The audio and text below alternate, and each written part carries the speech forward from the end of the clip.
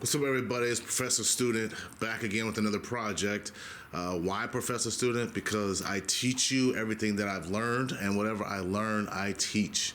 We are going to be doing, this is actually going to be kind of a two-parter, even though I'm not going to list it as that, because we're going to be doing a buffet style table. Hopefully you can see that. Sorry for the light glare. The exciting part, why I'm excited, is because the type of wood. We're going to be using Buckeye wood, which is really, really awesome when you finish it several different ways. I'm just going to be using a natural stain on this. The epoxy that we're going to be using, the resin, it's going to be more like a smoky kind of white, not like a solid white or anything like that. Like always, I use metal frames. Gonna have two shelves on that. Over here you can kind of see the dimensions, what we're going to be using. So the total height will be 36 inches. So of course our frame would have been cut a little bit short. I'm actually gonna, the wood is closer to 2 inches, but I'm only gonna take about an inch off the metal frame. That way, if there's any discrepancies with the wood as far as it having to be sanded down, shaved down, stuff like that, I'm not gonna run under. This is made for a particular person. They were kind of specific as far as the heights and the measurements, other measurements.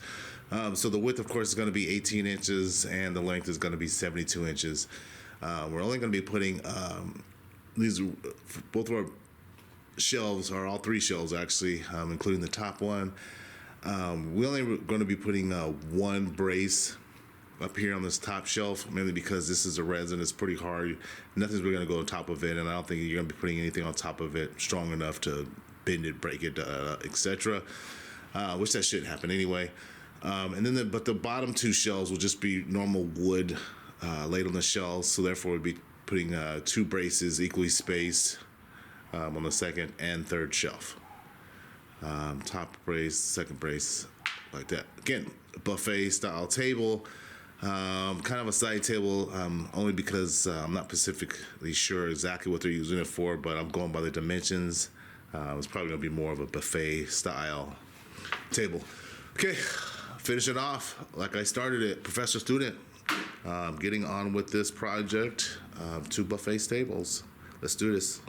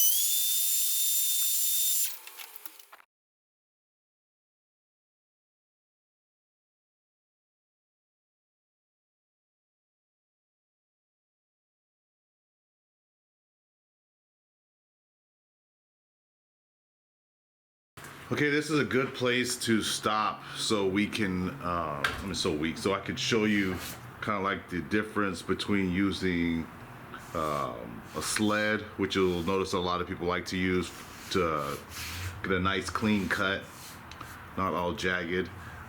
Some of my other videos I show you kind of doing it without a sled, and that's basically if you don't have a sled, if you purchase one with the nice metal rails, they can get pricey. And then there's also ones where, of course, you can make it yourself out of wood, which the one that I'm currently using, I just made it myself out of a bunch of scrap wood. Still has the same exact effect. Only difference is if you're using some scrap wood you have around your shop, it'll basically cost you nothing or whatever you have into the wood, versus if you buy the shiny pretty metal ones, which can run up as high from a couple of $100 or all the way up to a couple $1,000. But the other alternative is if you're using a planer, but you'll find that your planer does not like resin, or your resin does not like the planer, however you want to put it. You will get large divots and chips. I'll move the cameras to show you some more. And depending if you're not too familiar with all the different wood styles and consistencies of your wood or your densities of your wood, you can get some gnarly chipping action in that also from your planer. So with your planer, if you're going to use that, you got to use tiny cuts, which turns into be a lengthy process. And even if you go into the resin, you'll still see it likes to chip. And if you're starting out high, you're kind of going low, maybe you can kind of get away with that. But the problem is how much is too much. You might be going saying, oh, this is close enough. Next thing you know, it gets a good chunk of it and it chips it. Next thing you know, you got to go way lower than what you were planning on going. So I would suggest using a planer, basically what it's meant to do, and that's just to, level out your wood. Do not use it on resin. More times than not, you'll have negative effects. A sled works nice. Of course, you get a nice clean boom boom. You'll probably see some of these lines. These are just step over marks. It's no big deal. You can easily sand that out. And you can barely even fill them by hand. Most parts you can't even fill them at all. But a sled helps with that a lot. But like I said, if you don't have access to a sled, or either purchasing one or making one yourself, you can use your router. Just use your router straight on the surface here. You're just gonna have to do a lot of adjustments, which some of my other videos I kind of show that. It's a little bit more labor intense. When you're using a sled, you can pretty much set a depth and just slide it across with virtually hardly any effort at all, and you're getting way better results. Like I said, if you're using a router, just straight putting a router on here and setting a depth and kind of just cutting away, you're always going to be guessing on high low, high low, high low spots, and you're kind of going to chase it a little bit more. It's a lot harder. But let's see if I can zoom back for you guys and then show you a little bit closer up on the divot side. So here you can see that's from planer, and if you look at a lot of these marks here, these are all that's planer from using. Sorry about that. From using a planer, you kind of get some of that stuff there, and that's kind of like why you want to stay away from a planer if you can. But if you're limited on tooling, sometimes you got to do what you got to do. But you just don't want to use it a lot, because it will mess up your project really, really fast, really easy. Versus, like I said, this is a sled movement here. You can see a little bit of step overs, but like I said, it's not that big of a deal. You can barely even feel it. In a lot of the areas, you barely even feel it. If you feel anything at all in the wood, you can't even really feel them at all. And that will come out with a sandy. It's not a big deal. But that's pretty much it where I will stop. I'll keep pressing forward. Next time I pick up, I'll probably jump forward. I don't think you want to see a video of me completing the entire thing. But from this process, you just want to make sure that it's level. So check your sides, your all the way around. Make sure you check all your measurements to make sure that it's where it's supposed to be at, and where you're supposed to be at. Because you don't want to just go and leave it. But this is a good place to leave it. I'll press forward and then kind of come back as I finish. A little bit more tuning in. All right.